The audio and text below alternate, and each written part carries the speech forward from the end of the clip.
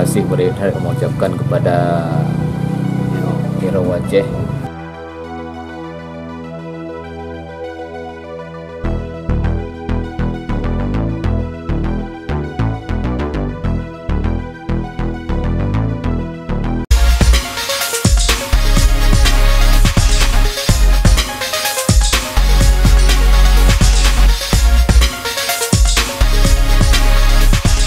Assalamualaikum warahmatullahi wabarakatuh.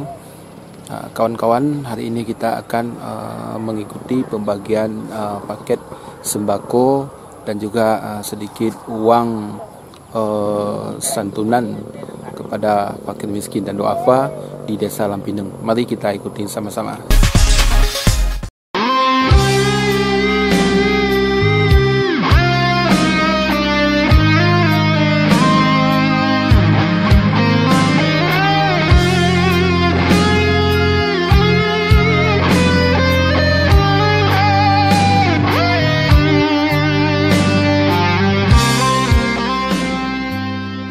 Tanya Aceh Raya, Aceh lah kan? Hero apa lah hero ya?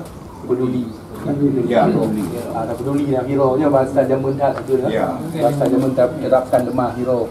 Jadi dalam halnya nyo dalam bentuk breh dan sebagian dalam bentuk peng.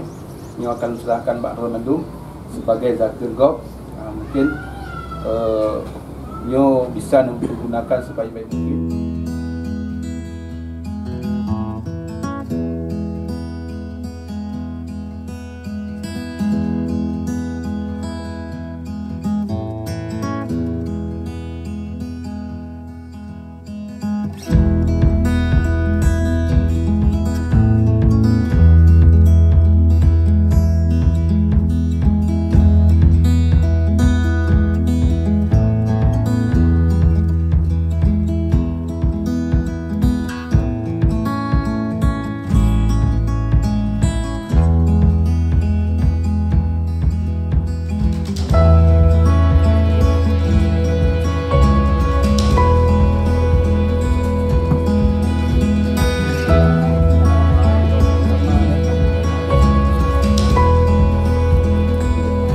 Alhamdulillah, terima kasih beredar mengucapkan kepada Hero Aceh yang Pak Uro yang mulianya kata bantu masyarakat kamu kaum duafa dan fakir uzur karena dengan Pulau Pinang sekitar 15 ro dengan gejok santunan macam apa ataupun zakat, kemudian juga breh paket hero 5 kilo.